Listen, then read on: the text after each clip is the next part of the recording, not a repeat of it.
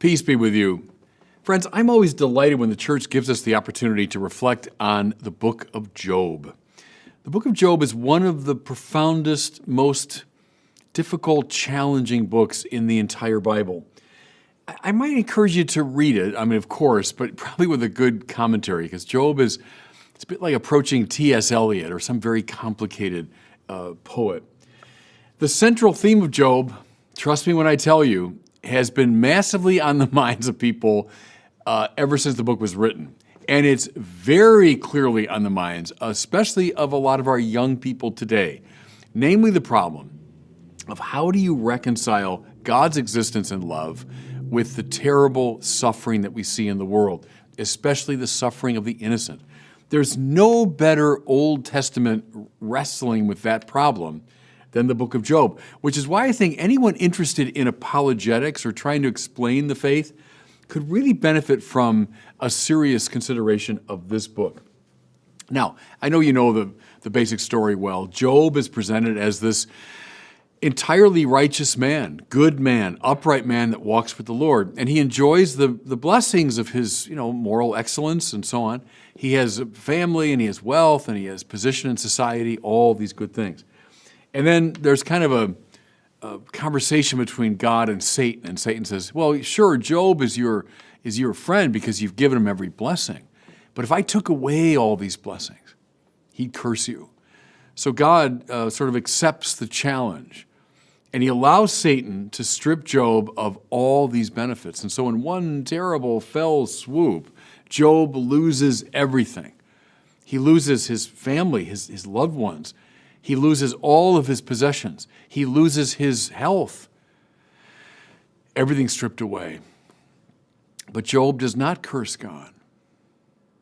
But he falls understandably into a kind of a depression. And 3 friends come to visit Job. And beautiful thing, anyone involved in pastoral ministry, this is a good lesson.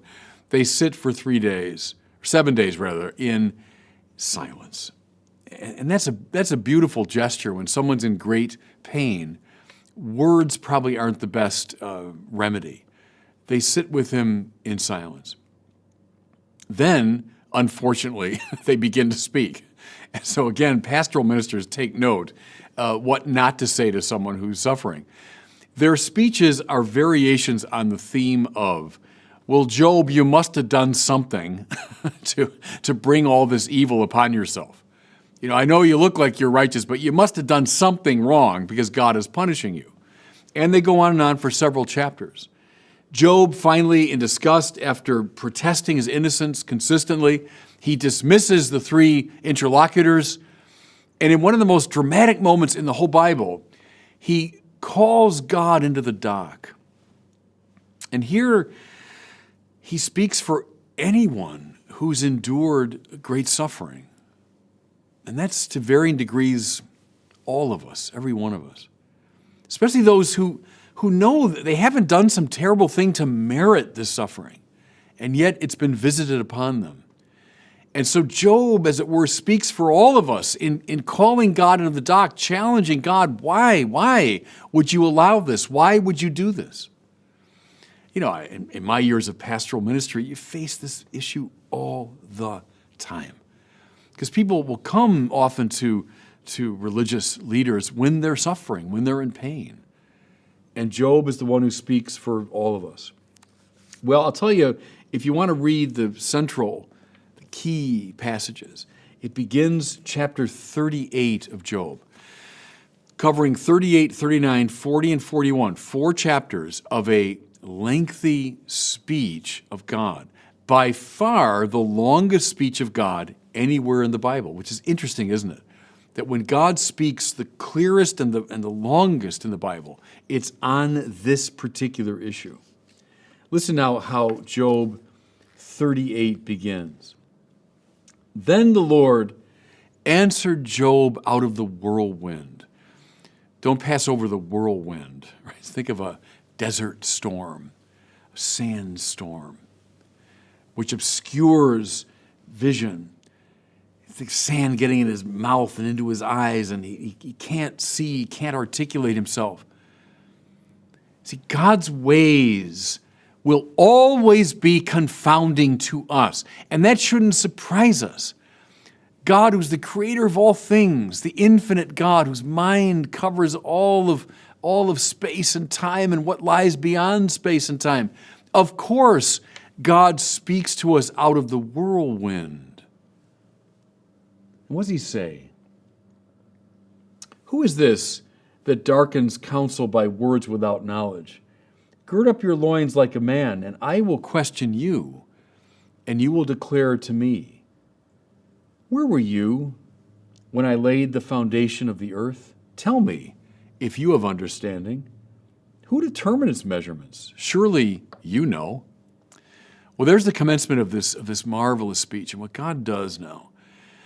He takes Job on this elaborate tour of his cosmos, asking him all the time, well, where were you when I did these things? You surely understand my ways. Listen now to a little more of the speech. Have you entered into the springs of the sea, or walked into the recesses of the depths? Have the gates of death been revealed to you? Have you comprehended the expanse of the earth? Have you entered the storehouses of the snow, or seen the storehouses of the hail? Do you give the horse its might? Do you clothe its neck with mane? Is it by your wisdom that the hawk soars? Is it at your command that the eagle mounts up and makes its nest on high? You get the idea. And now the reading for today is a little excerpt from this section of the speech. Listen. Who shut within doors the sea when it burst forth from the womb? When I set limits for it and fastened the bar of its door and said, thus far shall you come, but no farther. Here shall your proud waves be stilled. What do you know, Job, about the sea and its movements and its activity? Something I love about this speech, it's almost thoroughly about the non-human world.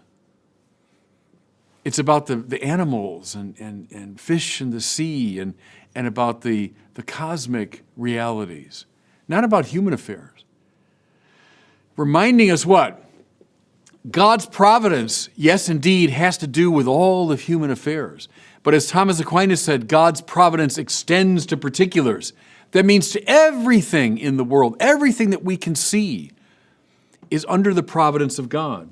Here's a famous section, too, which I love. We're not exactly sure whom the author is referring to here, what animals. They're guessing alligator and then perhaps a whale, but listen. God says to Job, look at behemoth, probably like an alligator or crocodile, which I made just as I made you. Its strength is in its loins, its power in the muscles of its belly. It makes its tail stiff like a cedar. The sinews of its thighs are knit together. Its bones are tubes of bronze. Its limbs like bars of iron. How God admires this marvelous creature that he's made. Just as I made you, Job. My creative providence has to do with everything that you can see in the fullness of the cosmos, everything in space and time. He draws attention to Leviathan, probably a whale, and again sings its praises. Do you know, Job, all about these animals? These mighty, beautiful, powerful creatures. You probably never even think about them, but they too are under my providence. Now, what's the point here, everybody? The point is that we don't have in this speech an answer to Job, meaning, hey, look, Job, here's why you're suffering. Let me lay it out to you. Rather, we have a placing of Job's suffering within an infinitely greater context. The context of a providence that, as I say, stretches across all of space and time, but let's press it, stretches beyond space and time to a world that we cannot even see. God is concerned with every bit of it. Does your suffering, Job, make sense in a way that only God can see within the context of this infinitely complex providence? Think about something. Let's maybe take it away from the most extreme examples of suffering, because that's where we usually go in this. But think of something like this. Oh, there's that job that I wanted with all my heart. I was competing with other people for this job, and that's the one I knew I could do. It's the job I wanted, and I did not get it. And I was devastated. I was heartbroken. How could God have allowed this? I was prepared for it. It made perfect sense. Everyone thought I was great for that job, and I didn't get it. Suffering, yes, indeed. But then I found, because I didn't get that job, I got another job that I never even had dreamed of, which turned out to be so much better, which opened up doors that I never imagined possible, that brought me to life in a way that I couldn't have ever accomplished on the other path. Why did God allow that suffering? Well, within the rich complexity of his providence, he saw something else. And this happened, pastorally many times when people say, oh, that is the lady I wanted to marry. I just had my heart set on this lady, and she broke off the engagement, and I'm devastated. It's the worst suffering of my life, and I'm sure of it. But because that relationship didn't work out, I met that lady whom I married and became the mother of my children, and brought me a joy and a happiness that I couldn't have imagined. Does God, who sees the entirety of the universe, visible and invisible, sometimes allow suffering to bring about a good that we cannot immediately see? This image, I've always liked this. I play a little chess, and playing chess on one board is complicated enough, right? All the moves you can make, and if I do this and he does that, and I'll lose this piece if I do this. But there's also a form of chess that's played on boards that are stacked one upon the other, and that a move on this board actually affects boards at other levels. You're playing kind of a three-dimensional chess. Imagine 10 million times 10 million chessboards stacked one upon the other. All of space and all of time. All that God is concerned with, even what goes beyond space and time. One move here is affecting play on this board, but also affecting play on all the other boards. Why does God allow suffering? Sometimes when you're playing chess, you cede a piece because you know in the grand scheme of things it's going to lead to victory. Now the 10 million times 10 million chessboards, one upon the other.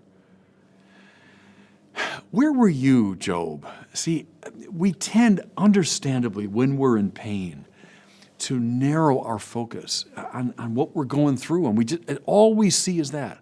How could God allow this? The book of Job invites us now into this infinitely complex setting for all that happens to us, and therefore invites us where? Finally, into the place of trust. I don't know. I don't know why God is allowing a particular pain. Maybe someday I'll see it. Maybe I won't see it until I get to heaven. But in the meantime, I trust.